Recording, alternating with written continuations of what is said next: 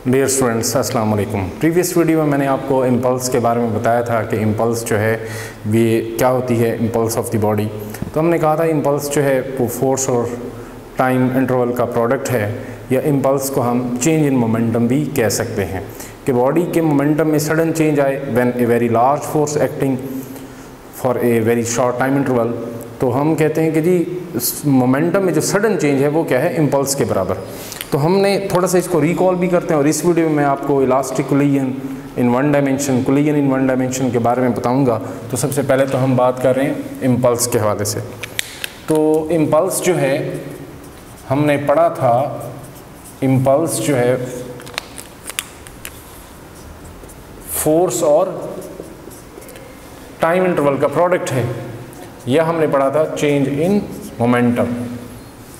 तो यहाँ से अगर हम इसके यूनिट्स बनाएं तो F क्रॉस T से हमें पता चलता है जी, F क्रॉस T से इसके यूनिट बनेंगे न्यूटन सेकंड, जबकि मोमेंटम के यूनिट क्या होते हैं, kg मीटर पर सेकंड। यानी कि न्यूटन सेकंड को आप kg मीटर पर सेकंड लिख सकते हैं, लेकिन यहाँ पे जो न्यूटन सेकंड है ये इम्पल्स का SI यूनिट होगा, और न्यूटन सेकंड को आप in terms of base SI units kilogram metre per second भी लिख सकते हैं। अब यहाँ पे हम देखते हैं कि जी इम्पल्स के लिए कुछ ग्राफ्स को भी हमने डिस्कस करना है। ग्राफ्स जो हैं वो इम्पल्स के ग्राफ कैसे बन सकते हैं। तो अगर हम कहें कि जी ग्राफ है हमारे पास फोर्स और टाइम का ग्राफ है, यानी कि वाई एक्सिस पे हमने फोर्स ले ली और एक्स एक्सिस पे टाइम, और वो ग्राफ अगर ऐसा है तो हम देखेंगे जी इस ग्राफ का एरिया अगर हम यूं कैलकुलेट कर लें तो ये हमें क्या बताएगा इम्पल्स के बारे में। ये वाला ग्राफ का एरिया जो है वो हमें मालूम करना पड़ेगा अगर हमें इस ग्राफ से इम्पल्स चाहिए तो बेटा यहाँ पे इम्पल्स को मैं लिखूँगा, इम्पल्स किसके बराबर है बेटा, एरिया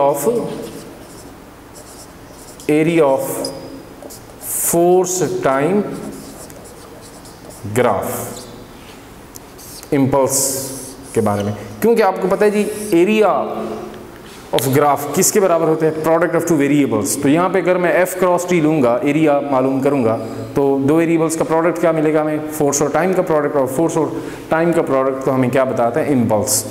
हाँ जी, इस ग्राफ में अगर हम देखें तो जी फोर्स क्या है, फोर्स डजंट चेंज। फोर्स क्या है बेटा, कांस्टेंट। तो जब अगर हम कहें कि फोर्स कांस्टेंट है तो इसका मतलब क्या है, इसके मोमेंटम की अगर मैं बात करूं तो मोमेंटम में चेंज क्या है, वो भी कांस्टेंट है। डेल्टा P जो है ये भी बेटा क्या है, कांस्टेंट। यानी कि इसमें हम मोमेंटम कांस्टेंट की बात नहीं करेंगे, हम कहेंगे मोमेंटम में चेंज कांस्टेंट है। अगर मैं इसी ग्राफ का का जो कॉरस्पॉन्डिंग ग्राफ बनाऊं, मोमेंटम टाइम ग्राफ, तो जरा देखें ये हमारे पास एक ग्राफ है फोर्स टाइम ग्राफ। तो इसका जो कॉरस्पॉन्डिंग ग्राफ होगा, कॉरस्पॉन्डिंग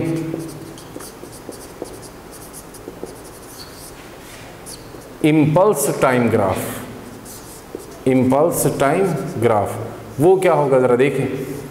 इसमें हमारे पास बेटा अगर मैं वाई एक्सिस पे इम्पल्स और एक्स एक्सिस पे टाइम की बात करूं तो मैं कहता हूं कि अगर फोर्स कांस्टेंट तो मोमेंटम में चेंज कांस्टेंट, और अगर मोमेंटम में चेंज कांस्टेंट है तो इम्पल्स भी क्या रहेगा, कांस्टेंट। तो इसका मतलब इम्पल्स टाइम ग्राफ ऐसा मिलेगा। और अगर मैं इसी का corresponding graph momentum time graph बनाऊं, मोमेंटम टाइम ग्राफ, तो मोमेंटम टाइम ग्राफ कैसा मिलेगा, वो इस तरह से कि अब इसमें अगर हम देखें तो मोमेंटम में यूनिफॉर्म चेंज है।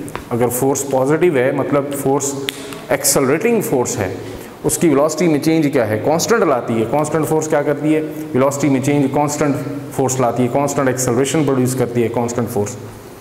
तो इसका मतलब अगर उस कांस्टेंट फोर्स है बेटा, ये देखें कांस्टेंट फोर्स कांस्टेंट इम्पल्स, और अगर हम कांस्टेंट इम्पल्स के हवाले से बात करें तो उसके मोमेंटम में चेंज भी क्या होगा, कांस्टेंटली चेंज आएगा, यूनिफॉर्मली चेंज आएगा। तो ये मोमेंटम में चेंज क्या है बेटा, मोमेंटम में चेंज यूनिफॉर्म चेंज है। तो डेल्टा P जो है वो क्या होगा, कांस्टेंट, और P जो है वो इंक्रीजिंग होगा, मोमेंटम इंक्रीजिंग होगा यूनिफॉर्मली। तो मैं यानी कि फोर्स टाइम ग्राफ बनाता हूँ इस तरह से, तो इम्पल्स टाइम ग्राफ भी इस तरह से बनेगा, लेकिन मोमेंटम टाइम ग्राफ जो है वो इस तरह से बनेगा। और इसमें हम देखते हैं कि in equal time intervals momentum में चेंज क्या है, कांस्टेंट है, मोमेंटम यूनिफॉर्मली इंक्रीज कर रहा है। तो ये बेटा हमारे पास क्या था, इम्पल्स। अब हम बात करेंगे कुलियन की, कुलियन इन वन डायमेंशन। तो हम यहाँ पे देखते हैं कि जी collision in one dimension, collision in one dimension, linear collision की हम बात करेंगे। तो हम देखते हैं कि भाई यहाँ पे कुलियन इन वन डायमेंशन के हवाले से कुलियन की दो टाइप्स हैं। एक हम पढ़ेंगे इलास्टिक कुलियन, और दूसरा क्या होगा बेटा, इन इलास्टिक कुलियन। जी, तो एक इलास्टिक कुलियन है, दूसरा कौन सा है, इन इलास्टिक कुलियन। ये इसकी दो टाइप्स। इलास्टिक कुलियन में हम देखते हैं कि काइनेटिक एनर्जी और momentum, momentum and kinetic energy दोनों क्या होती हैं बेटा, कंजर्व्ड होती हैं। एक सिस्टम की काइनेटिक एनर्जी और मोमेंटम कंजर्व रहती हैं इन इलास्टिक कुलियन। जबकि मैं बात करूं इन इलास्टिक कुलियन की, तो इन इलास्टिक कुलियन में मोमेंटम तो कंजर्व होता है, मोमेंटम कंजर्व होगा, लेकिन काइनेटिक एनर्जी कंजर्व नहीं होती, नॉट रिमेन सेम या नॉट कंजर्व्ड। तो हम ऐसे कुलियन को क्या कहेंगे, इन इलास्टिक कुलियन। तो हम देखते हैं कि जी यहाँ पे जैसे क्वेश्चन वो पूछ सकता है आपसे कि जी इन विच कुलियन, in which कुलियन energy of the system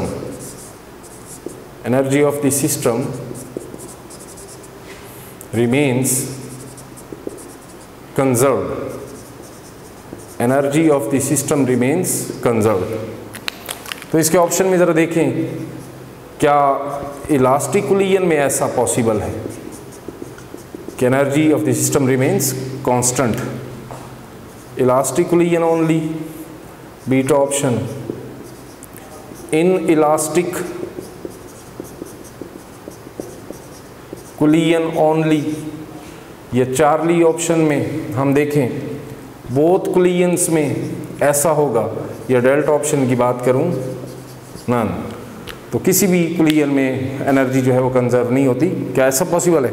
तो हम देखेंगे कि भाई एनर्जी की बात कर रहे हैं,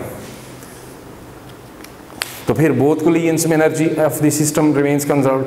लेकिन अगर वो काइनेटिक एनर्जी की बात करता तो फिर हम क्या लिखते कि elastic कुलियन only, kinetic energy remains conserved. तो यहाँ पे ऑप्शन क्या बनेगा बेटा, चार्ली ऑप्शन। जी, तो अब इसके कुछ हम देखते हैं कि जी जब कुलियन, इलास्टिक कुलियन को डिस्कस करते हैं कि elastic collision in one dimension, तो उसमें हम पढ़ेंगे कि एक बॉडी जो है किसी दूसरी बॉडी के साथ लीनियरली एक ही डायमेंशन में मूव करते हुए कोलाइड करती हैं, और कोलाइड करने के बाद उनकी वेलोसिटीज़ जो हैं वो क्या होंगी। तो हम यहाँ पे देखेंगे elastic collision in one dimension. Elastic collision में law of conservation of momentum, law of conservation of energy, third law of motion, ये तीनों जो हैं लॉज वैलिड हैं, एप्लीकेबल हैं। तो elastic collision in one dimension,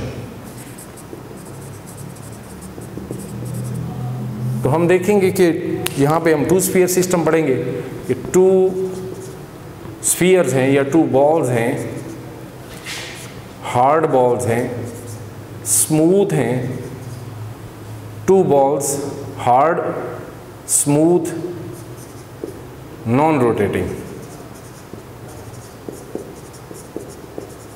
non rotating balls हैं।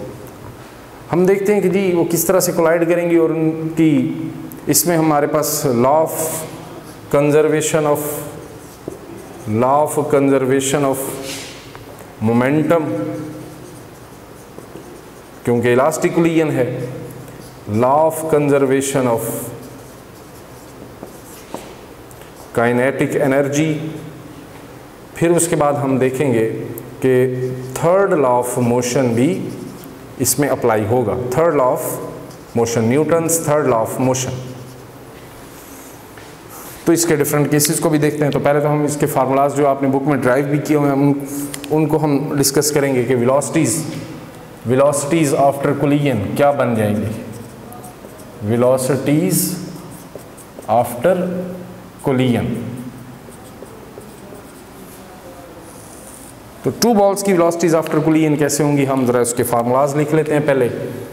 जी बेटा, v1 prime is equal to m1 minus m2 divided by m1 plus m2 into v1 plus 2m2 over m1 plus m2 multiply by v2। तो ये हमारे पास एक relation. और second ball के लिए velocity क्या होगी, m2 minus m1 divided by m1 plus m2 multiply by v2 और प्लस करेंगे हम 2m1 over m1 plus m2 into v1। जी बेटा, तो इन दो फार्मूला से हम बुक के 4 स्पेशल केसेस जो हैं वो डिस्कस करेंगे। उनसे MCQs भी ज़रा देखें वो किस तरह से बन सकते हैं। जी बेटा, तो ये हमारे पास ये रिलेशंस आपने इनको जहन में रखना है। अब ज़रा देखें भाई, पहला केस है कि एक बॉल जो है जिसका मैस m1 है। जी बेटा, मैस m1 है और इसकी वेलोसिटी क्या है v1। दूसरा मैस m2 है और इसकी वेलोसिटी v2 है। आफ्टर कोलिजन, जब ये कोलिजन होगा, कोलिजन के बाद ये कुछ वेलोसिटीज़ के साथ मूव करेंगी, तो इसकी वेलोसिटी क्या हो जाएगी आफ्टर कोलिजन v1 प्राइम, जो कि मैंने यहाँ पे लिख दी है, फार्मूला हमने ड्राइव किया हुआ है बुक में। और आफ्टर कोलिजन v2 क्या बन जाएगी v2 प्राइम, और v2 प्राइम के लिए भी मैंने यहाँ पे फार्मूला लिख दिया है। तो एक केस में हम देखते हैं कि जी दोनों मैसेज इक्वल हैं। अगर दोनों मैसेज क्या है इक्वल, और फिर हम देखेंगे कि जी एक दूसरा केस जिसमें हम कहेंगे कि जी एक वेरी स्मॉल स्फीयर है जिसका मैस m2 और इसकी वेलोसिटी क्या होगी बिफोर कोलिजन, तो इसकी वेलोसिटी क्या थी v1। एक बहुत बड़ी स्फीयर के साथ कोलाइड करती है ये बेटा m1 और ये m2, इसकी वेलोसिटी क्या है बेटा v2। ये हमारे पास दूसरा केस। तीसरे केस में अगर हम देखें तो हमारे पास एक बहुत बड़ी स्फीयर जो है, बहुत बड़ी बॉल जो है जिसका मैस m1 वेलोसिटी v1, एक बहुत छोटी सी बॉल के साथ, छोटी स्फीयर के साथ जिसकी वेलोसिटी क्या होगी v2 और इसका मैस क्या होगा m2। तो ये टकराती है। तो इस तरह से हम ये सारे केसेस जो है हम डिस्कस करते हैं वन बाय वन। तो ये केस नंबर बेटा हो गया 1 और ये केस है 2 और ये केस है 3। तो हम देखते हैं कि जी अगर पहले केस में, केस नंबर 1 की बात कर रहे हैं कि अगर दोनों मैसेज इक्वल हों तो फिर वेलोसिटी v1 प्राइम और v2 प्राइम कैसे मिलेगी आपको।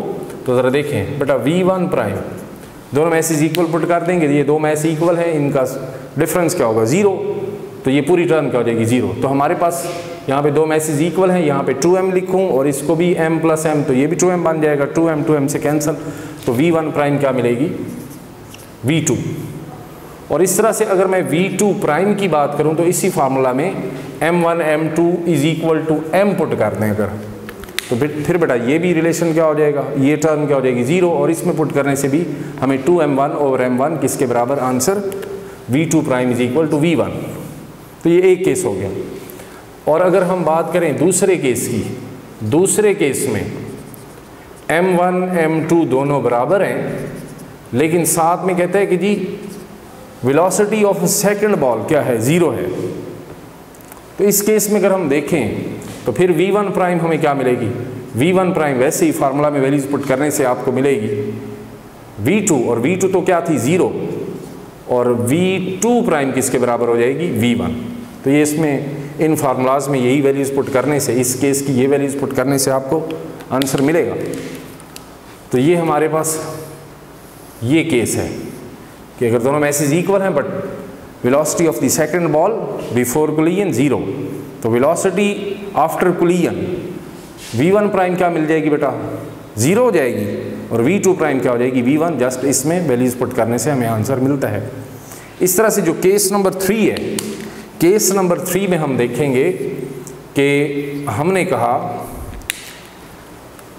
कि एक बहुत छोटी बॉल है, एक बहुत बड़ी बॉल से जाकर कोलाइड करती है लीनियरली, तो हम कहते हैं कि जी m1 is very very less than m2। तो आप m1 को 0 भी कंसीडर कर सकते हैं, 0 भी कंसीडर कर सकते हैं।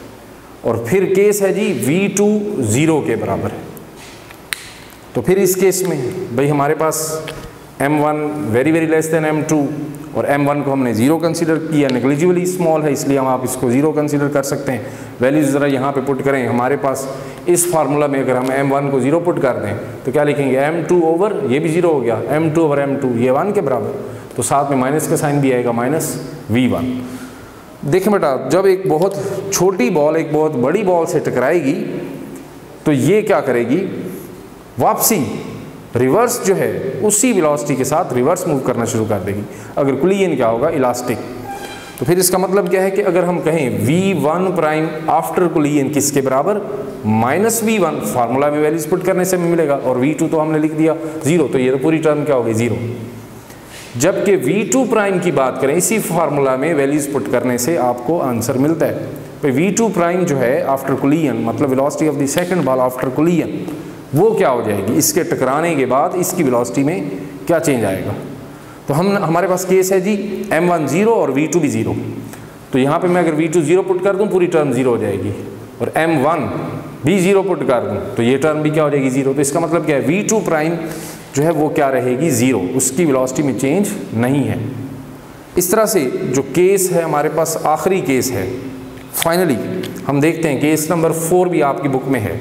अब वो कहते हैं कि एक बहुत बड़ी बॉल एक छोटी बॉल से टकराती है, m1 जो है is very very greater than m2, यानी कि अब यहाँ पे मैं m2 को 0 कंसीडर कर सकता हूँ, m2 को 0 कंसीडर कर सकता हूँ, ये हमारे पास केस है। और फिर वो कहता है कि velocity of the second ball v2 क्या है, ये भी 0 है। तो ये हमारे पास केस है। बेटा इस केस में अगर हम वेलोसिटीज़ की बात करेंगे तो वेलोसिटी v1 प्राइम क्या मिलेगी आपको, v के बराबर ही, और v2 प्राइम क्या मिलेगी, 2v1 के बराबर। यानी कि इसका मतलब क्या है कि वेलोसिटी जो v1 है इसकी वेलोसिटी आफ्टर कोलिजन इससे टकराने पे इसमें कोई चेंज नहीं आएगा, लेकिन ये जो है टकराने के बाद डबल वेलोसिटी के साथ, इसकी डबल वेलोसिटी के साथ आगे को मूव करना शुरू कर देगी। तो यहाँ पे अगर हम देखें तो v2 प्राइम क्या होगी, 2v1 के बराबर, और v1 प्राइम क्या होगी, v के बराबर। तो यहाँ से वो आपसे MCQs पूछ सकता है कि जैसे मैं आपके सामने फॉर एग्जांपल हम देखते हैं कि जी एक फॉर एग्जांपल कि अगर मैसेज इक्वल हैं तो वेलोसिटी क्या हो रही है, एक्सचेंज हो रही है। तो वेलोसिटीज़ अगर तो मैसेज सेम है, जी बेटा मैसेज सेम है, तो आफ्टर कोलिजन वेलोसिटीज़ क्या हो जाती हैं, एक्सचेंज हो जाती हैं। वेलोसिटीज़ दोनों